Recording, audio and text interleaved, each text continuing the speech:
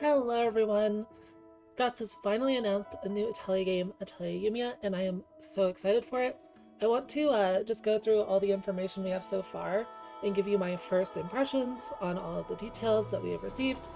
But before that, I'm going to just sort of go over what this means for Resleri.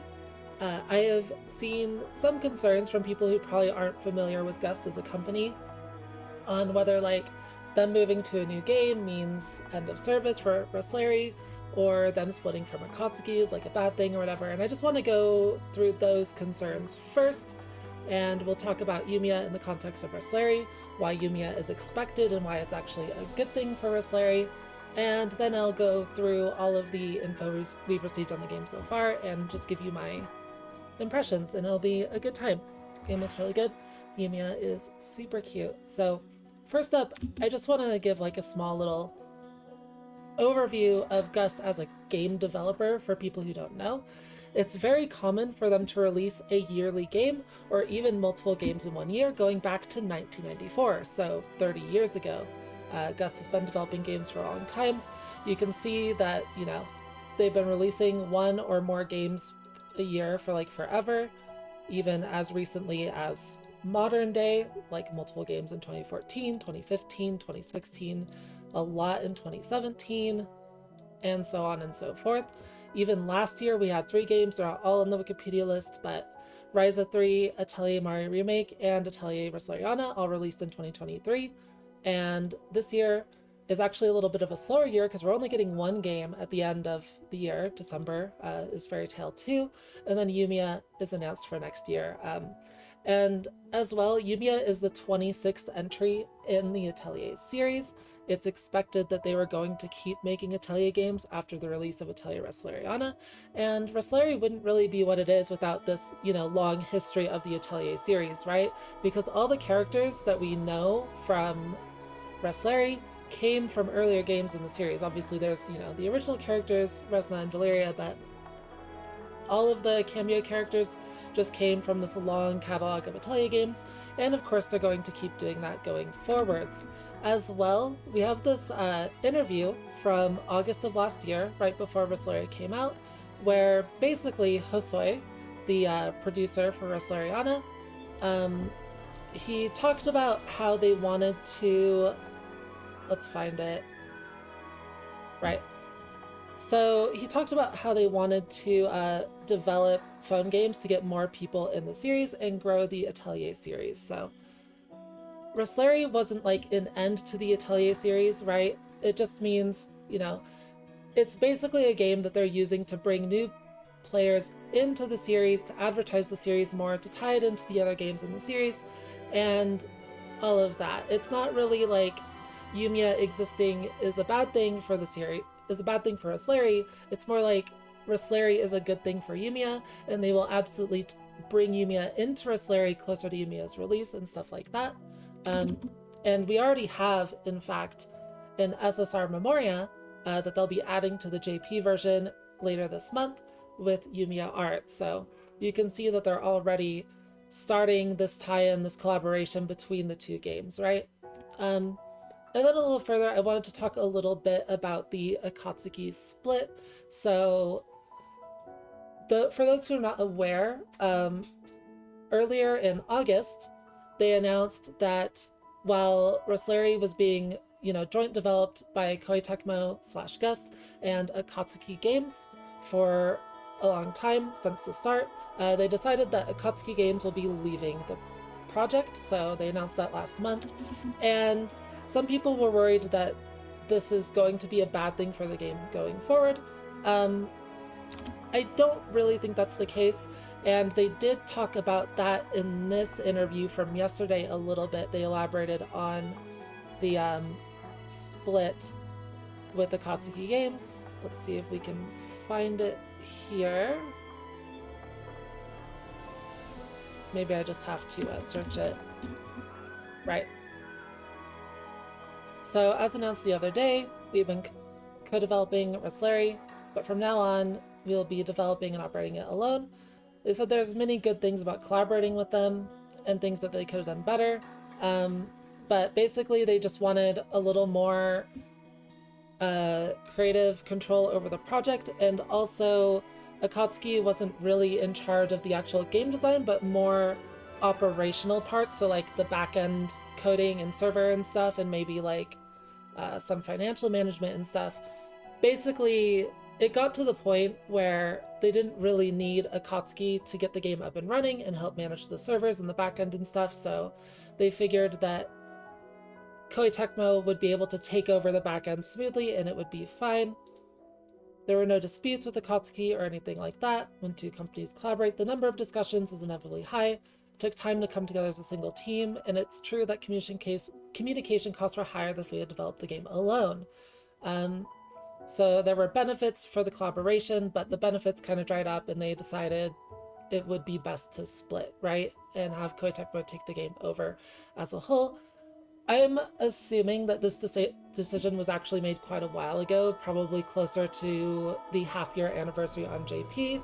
Some people are speculating that that's the reason that the events we have now on Global are so bare bones, because they were in the period of like transition. Of course, this is all speculation and not actually guaranteed.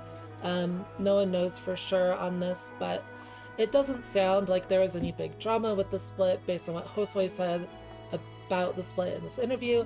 And in general, I think Josue is a pretty honest person when it comes to the interviews like this. I do want to trust in what he's saying here, so I will link this interview in the description of the video if you want to read more on this yourself. But basically, I don't really think there's any problems with the game right now, and they are planning to do more going into the second year based on this interview. Like, it doesn't sound like they currently have any plans to end service, so yeah, I just wanted to go over that just to sort of like, calm people down. There's not really anything to worry about in terms of the health of Resleri, and we're going to get, a lot more content coming forward, and Yumia's going to join the game eventually, most likely, and yeah, it's all totally fine. And now with that out of the way, let's look at Yumiya stuff. So should be pretty fun. First, we'll go through the announcement trailer and then all of the gameplay mechanic stuff that they showed off this morning. So should be pretty cool. Now, as a disclaimer, I have already watched all of these videos. I watched them live on stream. If you want to see my blind reaction from this morning, I will link that as well. However, I will go through these and, just tell you what I think about the game. First off, I just want to say that no matter what I say here, just know that I'm absolutely looking forward to this game. I'm going to play it. It's going to be super fun. I think it looks good. There are some things that I'm concerned about, some things I'm excited for, and when it comes to game design, I'm generally pretty critical, especially of things that I want to like a lot, like Atelier. I love this series. I've been playing it for many years. But yeah, we'll see. I'll try to just, tell you what I think about it from a game design perspective, from a speedrunner's perspective, and from a fan of the series perspective. And yeah, I hope you're all looking forward to the game as well. So just go ahead and get this started. 私の声を聞いている遠い時代のあなたへ命ある者は皆無数の記憶を積み重ねながら生きていくやがて記憶 But yeah, we can see, at the start of this trailer, for one, there's this hunting mechanic. Yumiya actually has a gun, which is pretty interesting. The game is it looks pretty open world, very large open areas, similar to Rise 3, but maybe even more so. And it has more of a serious tone than is standard for the series. If you've only played Resleri, you might think of the series as a little bit more serious, but generally a lot of Atelier games are very low stakes and quite charming. And Yumiya seems to be going for a little more of a mature, serious storyline where the world is kind of a bit post-apocalyptic and there's actual antagonists. A lot of times in Atelier, there's no serious villains. Like we can see, where was it? There was that scene of the town on fire, but I don't remember what was here. So it'll be interesting to see how they handle this type of story. Me personally, just from watching this, the game looks significantly more narrative focused than older Atelier games. That's something that I don't really love in games. I personally prefer mechanics first, which is what Atelier is known for, really in-depth crafting and combat. But I'm willing to be around and see what the game's like. I'm sure it'll still be fun. The characters look quite cute. And we also have this first look video where they go into more detail on like the new characters and the mechanics and stuff. So let's just go ahead and watch that. And I'll just sort of give my opinions on all of the new stuff.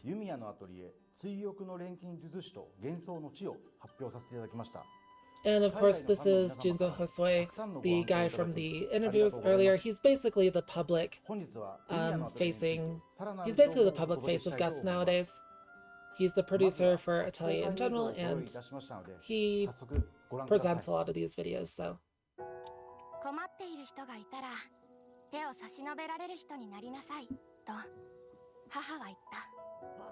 自分自身で何が正しいかを判断できるようになりなさい。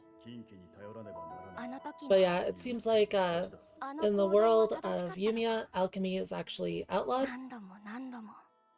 due to causing many disasters in the past. This is a pretty common theme in Atelier. Not necessarily the full like outlaw of alchemy, but alchemy being either forgotten or not very well liked. They like in Dusk, people didn't really know about alchemy anymore after civilization was destroyed, or in Resleriana, alchemy was mostly forgotten. It's a pretty common setting. It seems like this world is very full of mana, and the mana causes issues. It seems like a lot of those scenes of the cities being on fire from these giant mana visions. Also, these creatures are pretty cute.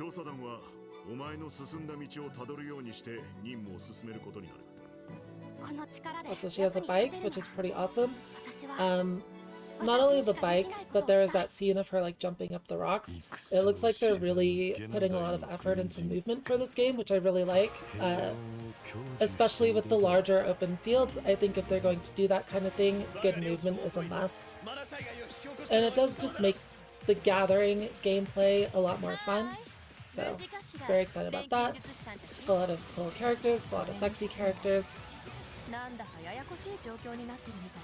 Some interesting enemies designs that almost assuredly will make their way into Resleri eventually.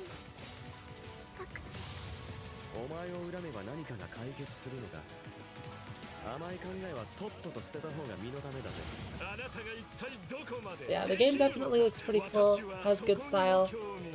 I really like a lot of the environment designs that we've been seeing.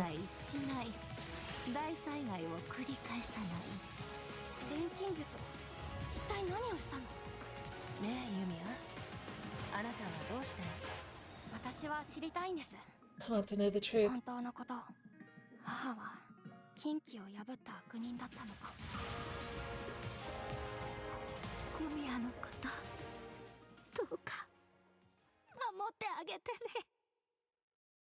And yeah, things are gonna get pretty heavy pretty fast, it seems.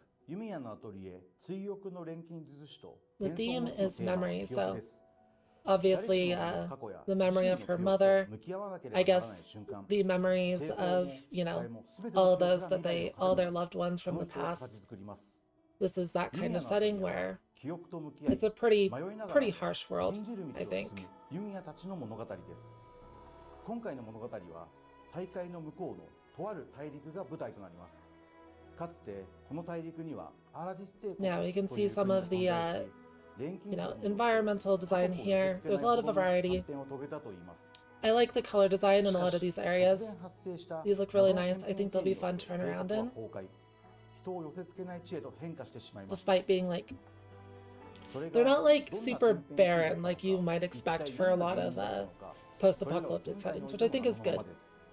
I think having really barren lands like in the Dusk series was actually quite boring, not very exciting. I think these more colorful areas that are just more like desolate but not barren is really nice.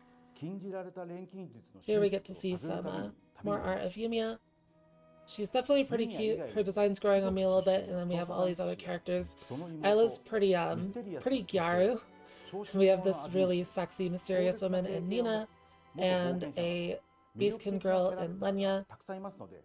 So there's a lot of variety in the party members. Don't know how to feel about the other two dudes. Don't really need to see this stuff. Alright, so here's the exploration. And pretty interesting that she basically gathers with her gun. You do need ammo for the gun, so the ammo goes down every single time. I'm honestly a little worried about this. I'm not good at FPS games, so when I have to speedrun this game, you know, obviously shooting something's going to be way faster than running up to it. Hopefully I can figure out how to aim properly. It'll definitely be an interesting, different experience for Atelier. A little bit more active gathering, and you can see the movement here. Like, she has her little rocket shoes that jump up the cliffs. It looks so cool. I'm really excited for that, just running around the world. We have some nice gathering animations that they're showing off. And here's the battle. The battle basically looks like an evolution of the combat from the Ryza series, where it's more of like an active time battle, where you can just, where you and the enemies are both acting in real time instead of being turn-based. The series is classically turn-based, but it looks like they're going towards the system a little bit more. It has a little bit more appeal for, I think, your average casual gamer. And we can just look at a little bit more of that. So, my first impression of this combat is that it is Ryza combat with less resource management. And I don't know how to feel about that. Obviously we have skills, and the skills have cooldowns and charges. So each skill can be used up to its maximum amount of charges, and then it has to refill its cooldown. So she used Radiant Thrust a few times there, and now it's recharging, gains a charge over time. So in the Ryza games, we had an action point system where you build action points and then dump them to use your skills. It looks like this game is purely like cooldown based instead of resource based. So I'm not quite sure how to feel about that. It kind of makes combat strategy a little more linear, where you just dump what you have instead of figuring out a way to generate the resource. But I'm sure this is like very, very simplistic, like early game. Right? We haven't seen everything that the game has to offer yet. So, you know, when it comes to combat systems, you really have to sort of withhold your judgment until you actually play it. But my base thoughts, it looks like Ryza with less resource management. Bombs also have the same sort of charge cooldown system as everything else, which you can see here. Which is kind of interesting, I guess. So you can't like spam them as much as you could in, say, older Atelier games. And the biggest thing I'm sort of noticing here is that enemies are not very interactive, right?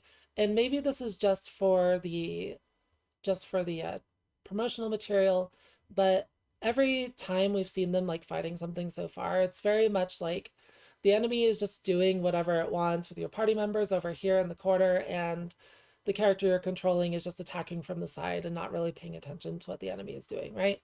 And this is something that I really felt in the Ryza games as well, that a lot of battles, you weren't really interacting that much with the enemy. You were just pressing buttons to get off your combo, and then occasionally healing if you needed to, right? So I am a little bit worried about that angle, but I really hope, and I do believe in Gus, that they've managed to iterate on the ATB combat from Ryza and make something even better. So, you know, we'll see as we go forward. But right now, what they're showing off doesn't look too interactive. But once again, it's promotional material. It's supposed to just look flashy. Next up we have synthesis, and the synthesis system looks watered down, I want to say. So I guess to go through what's happening here, as far as I've been able to break it down, you select an alchemy core first off, and the alchemy core sort of determines like what you can end up getting on the final product. So we had like a quality one over here. I believe this one gives effects, and this one can unlock trait slots, which you can see here. So you start with the core after you select your item, and then you add a material to the core, and this material will basically create a shape around the core. So this one creates the circle, or creates a star actually, and you get nodes on the star here, and you basically add materials to these nodes. They give you effects like they can generate more resonance or give more mana, or they have a larger area. And basically what the area is it's when you're selecting material, this is the area, right? These circles right here. And when you put the material in, it grabs all of the mana, these little stars within the area, and puts it down here. So mana levels up, resonance levels up, and based on how much mana and resonance you're able to gather, you get the bonuses. So puts it in, gets more mana, gets more resonance, and so on and so forth, and synthesize the item. Now, this system looks quite simplistic to me compared to what a lot of Atelier is known for, because you're just generating you're just like maximizing 2 resources by throwing in materials. And it doesn't look like there's any separate like effect gauges or anything like that. It's just you get more resonance, you get effects.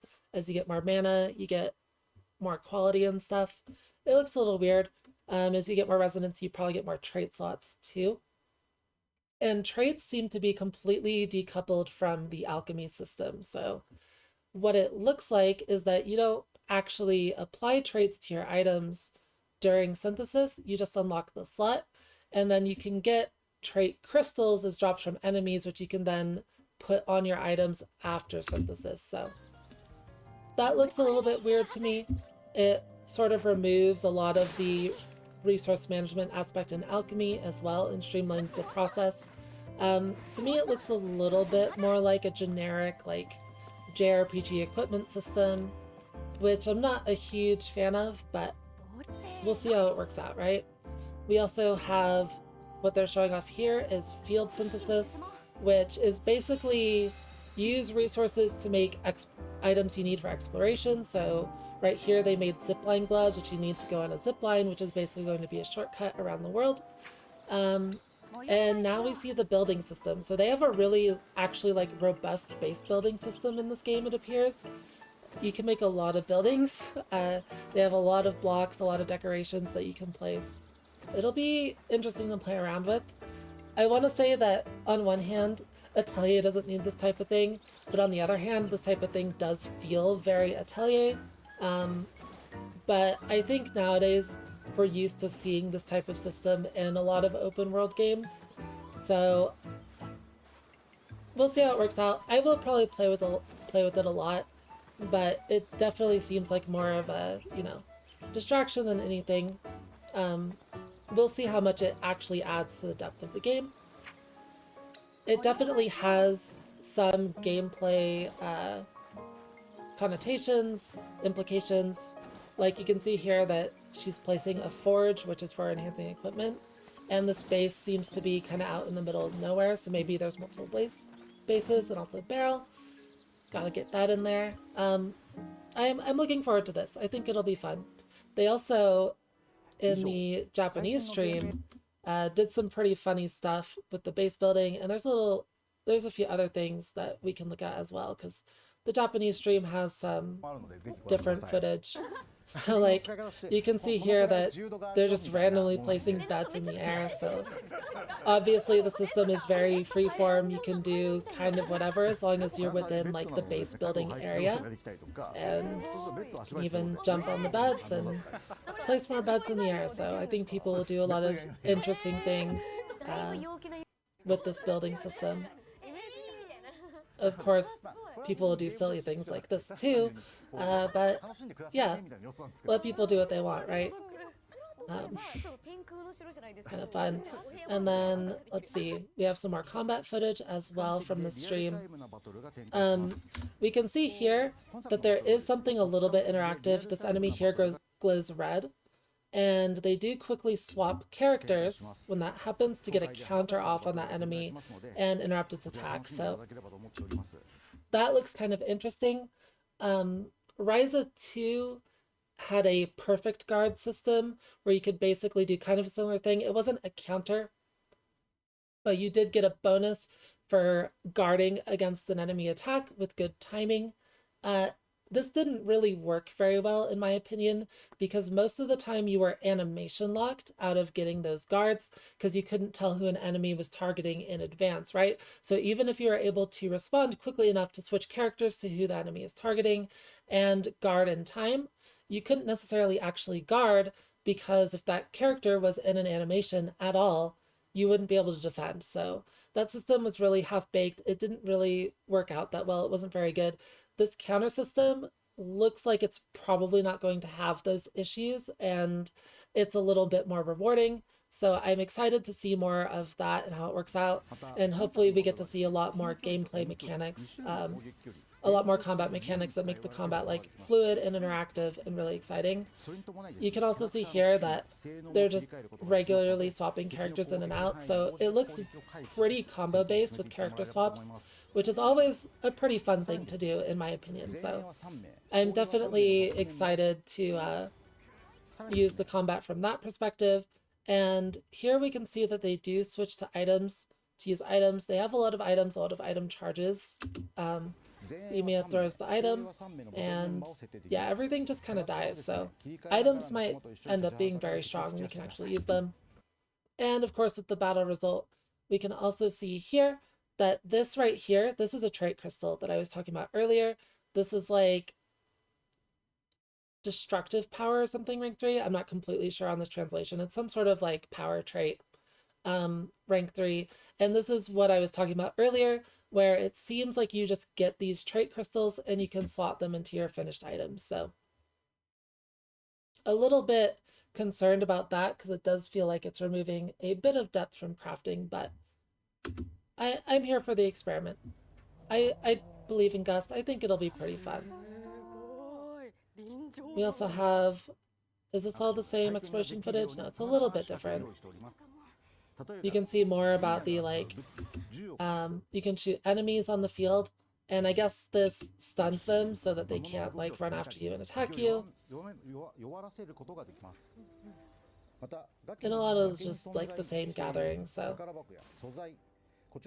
gathering with the gun looks pretty fun. There's like a chest stuck in that cliff that she grabbed. And also some alchemy. One interesting thing about the alchemy, there's no cauldron here, so it's a little bit of a shift in aesthetic for the Atelier series. Usually you stir a cauldron to make your items, but here she does, I guess she changes the flow of mana and things like that to craft her items, and yeah, it's neat. Anyways,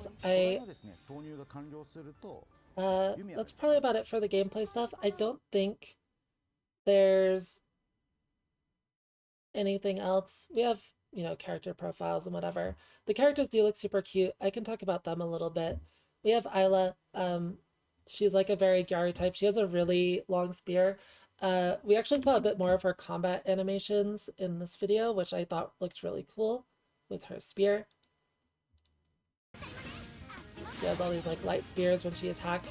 I like Isla's design a lot. I think she's very cute with her, you know, side twin tail and her very like idolish schoolgirl, but you know, post-apocalyptic rebellion group outfit, resistance group. So pretty neat.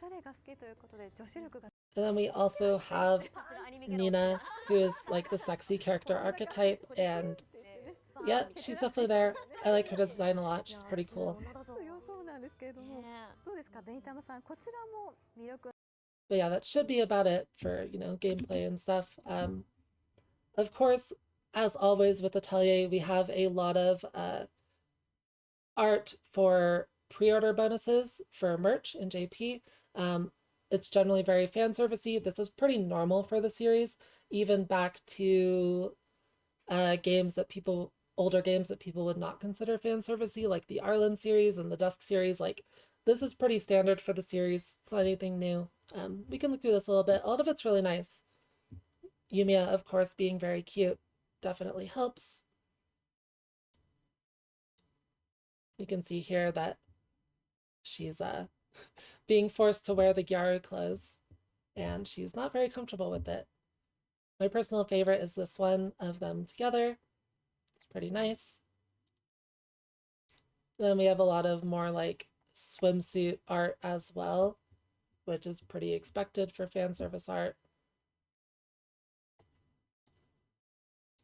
But yeah, lots of cool art for the series. There's some wholesome stuff too. I really like these little bird things. This is like a plushie that Yumia keeps on her belt. I think actually we can see that if we go here.